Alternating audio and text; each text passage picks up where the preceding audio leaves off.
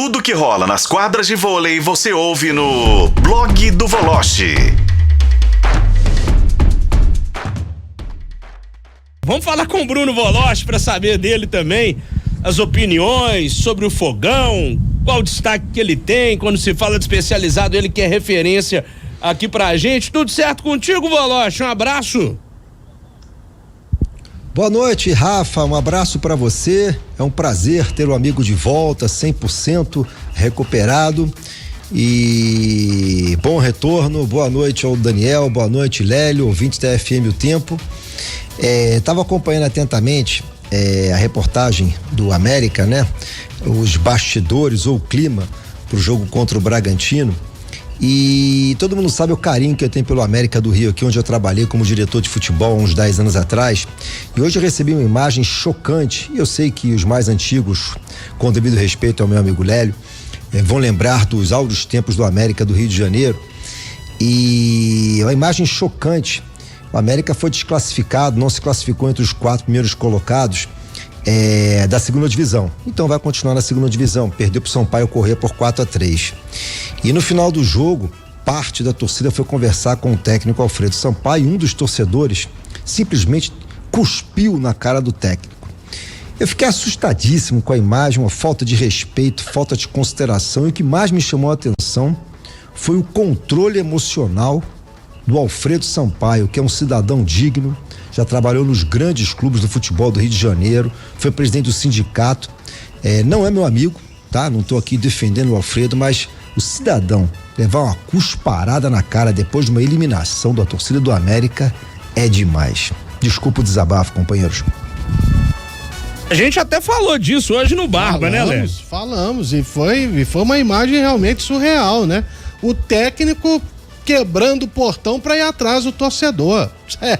Foi impressionante. Então tá aí o contexto que a gente não sabia, né, Rafa? Uhum. O porquê da revolta do Alfredo Sampaio. Não foram meramente, entre aspas, os xingamentos, né? Não. Cuspiram na cara dele. Agora o Bruno Voloche, ele trouxe todos os esclarecimentos, né? E o Alfredo Sampaio, a gente sabe, camarada muito competente e tal. E o América do Rio realmente sempre, né, nos anos 80 teve grandes equipes, né? E acabou sofrendo o golpe com a criação da Copa União, e aquele ano fora da primeira divisão, acho que custou toda a história do América. A verdade é essa. Pois é, né? Uma pena. Não sabia que vocês tinham falado no Barba, não, sobre o tema. Ainda bem que vocês tocaram nesse assunto, porque realmente é muito grave. Olha aqui, o Rafa. Hoje eu tive a informação, a notícia é boa para a seleção masculina do Brasil, porque o Simon, o craque Simon, o cubano Simon, que brilhou com a camisa do Sada Cruzeiro, não vai jogar o pré-olímpico pela seleção de Cuba. Ele tem uma lesão e hoje anunciou que está fora da seleção cubana, não vai jogar. Aí eu comecei a me mexer aqui, né? Literalmente, futuquei daqui, futuquei dali, já soube que a casa pro treinador de Cuba está caindo. Então eu não sei se essa lesão tem a ver com o atual técnico de Cuba, se ele pode se curar rapidamente, se o técnico caiu ou não. Vamos aguardar os próximos acontecimentos. Esse aí joga bola demais, hein, senhores? Você tá maluco. Esse monstro, né? Esse joga absurdamente, né, Seabra? Tá louco. Joga muito e tá jogando muito, né? Tá numa ótima fase, e como o Voloche disse aí, né? Se ele não jogar, o Voloche falou assim, tive uma ótima notícia, o Simon e tal, até achei que ele ia se naturalizar brasileiro, viu, também. O Voloche, assim como o Leal também. Tente outra vez, não foi desta feita. E Rafa, eu estava aqui ouvindo atentamente nessa questão de priorizar a competição A, B ou C, e ontem o Bruno Lage foi muito feliz depois do jogo do Botafogo, que jogou o primeiro tempo como sul-americano e o segundo tempo como campeonato brasileiro, por isso venceu o jogo.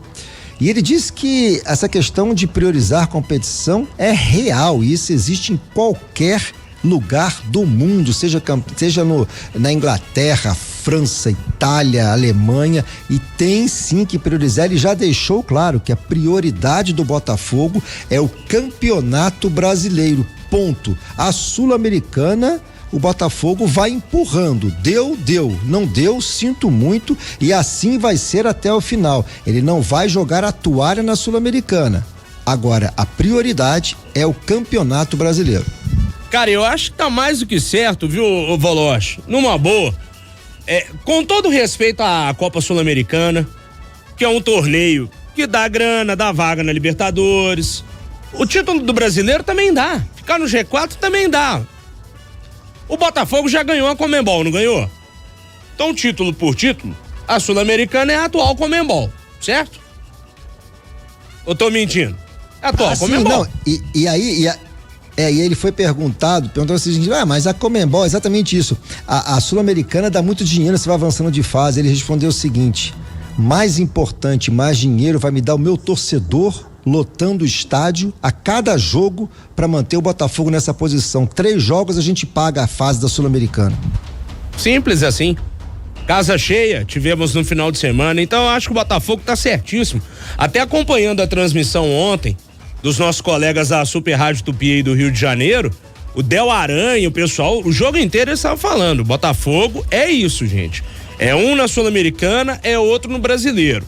Se o treinador Bruno Lage ele entender que tem que colocar algumas peças que estão no banco para melhorar, porque o primeiro tempo não foi bom, ele vai botar, mas ele sabe que a prioridade é brasileiro. Tanto é que quando a gente estava falando do Cruzeiro, foi o que eu disse ao Samuel Venâncio, que quando botou Tiquinho e Cia Limitada, né, Segovinha no lugar do Sauer e tudo mais, o time melhorou no segundo tempo, tanto é que venceu de virada. Mas assim, eu acho também, viu, Voloche? Deixa pra lá esse negócio sul-americano e foca no Campeonato Brasileiro, velho.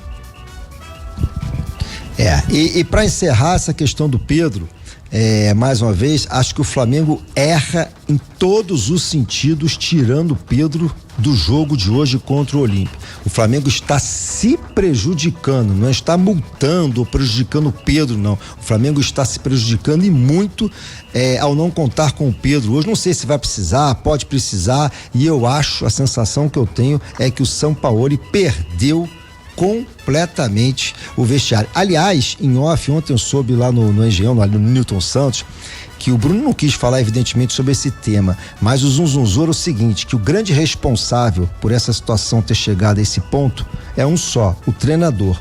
Porque quando o treinador soube que a situação estava nesse ponto entre o seu atleta e o seu preparador físico, qual era o papel dele? Chega na diretoria e fala o seguinte, olha, tá acontecendo isso. Caso tivesse feito ou tivesse relatado isso à diretoria, o Pedro não teria chegado às vias de fato, ou, desculpe, ao contrário, o preparador físico não teria chegado às vias de fato com o Pedro.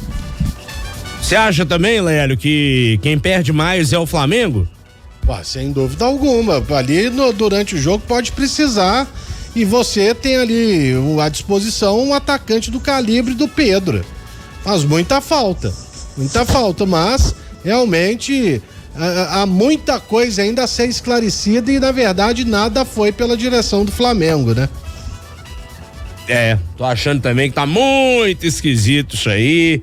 E o Pedro também, se ele acha, viu, o Voloche, Seabra, que vão conseguir uma negociação com essa janela europeia de fora do Brasil que tá aberta, ao ponto de achar um time que ele chega, já tendo passado pelo futebol europeu, que ele chega para ser titular absoluto sem ter que brigar por vaga, acho que vai ser pouco provável ele encontrar um cenário tão favorável que ele saia do Flamengo para já chegar a fardar e ser titular num time top aí do futebol europeu, numa boa. Acho que é muita utopia por parte até dos empresários do Pedro, viu, o Seabra? Rafa, mas a impressão que tá passando realmente é que o Pedro tá forçando uma barra para sair. Não tem muita dúvida. Não nesse caso específico, que ele foi a vítima da história, claro, sem dúvida nenhuma. Mas quando ele escreve, por exemplo, para falar sobre o caso, né? Eu não sei o que é pior, se foi a violência ou a pressão psicológica que eu tenho sofrido. Ele está colocando claramente uma situação que para ele está vivendo. Agora, qual é a pressão psicológica? Ele não está jogando? Ele não está jogando, é normal. Se o cara não tá jogando, tudo bem. Agora, se o cara tá sofrendo alguma coisa ali dentro do elenco, ele tá forçando uma barra para ele sair. E aí, provavelmente, os empresários dele já estão conversando com o Flamengo. Obviamente que ele é um ativo do clube, ele é um patrimônio do clube, ele é caríssimo, ele é um dos principais, se não o principal atacante do Flamengo hoje. Para ele sair, vai ter que ser uma coisa bem casada aí com o Flamengo. É isso. O que eu sei é o seguinte, Rafa, que o Pedro vai bater um tambor hoje à noite, companheiro. Ah, Pode ter certeza. Pode ter certeza também, viu? Pode ter certeza. Você acha que hoje é fácil pro Flamengo esse jogo de ida, Voloche? Expectativa pra essa partida aí? Eu acho que não. Acho que é um jogo completamente imprevisível em todos os sentidos, especialmente no aspecto emocional. Sinceramente, eu não sei qual é a resposta que o grupo vai dar ao São Paulo. E acho que a permanência do São Paulo passa pelo jogo de hoje contra o Olímpia. Me cobrem. Então vamos aguardar. Flamengo é o favoritaço para esse jogo de hoje contra o Olímpia. Lembrando que tem a volta ainda. E que apesar de não ter um elenco com tantas estrelas, mesmo investimento e tudo mais, não pode desmerecer e falar que é um Zé Ninguém do outro lado. Afinal, é o Olímpia tricampeão da América e campeão do mundo, né, Voloche? Tem que se respeitar. E terminou na frente do Flamengo, diga-se de passagem, né? Não estavam no mesmo grupo, mas teve a campanha melhor, né? Só pra lembrar. Ô Voloche, amanhã a gente se encontra novamente aqui no Tempo Esportes, tá certo? Certíssimo. Prazer tê-lo de volta ao programa, Rafa. Saúde a todos aí. Bom programa. Boa sorte ao Coelho logo mais. Valeu demais. Bruno Voloche conosco aqui no Tempo Esportes.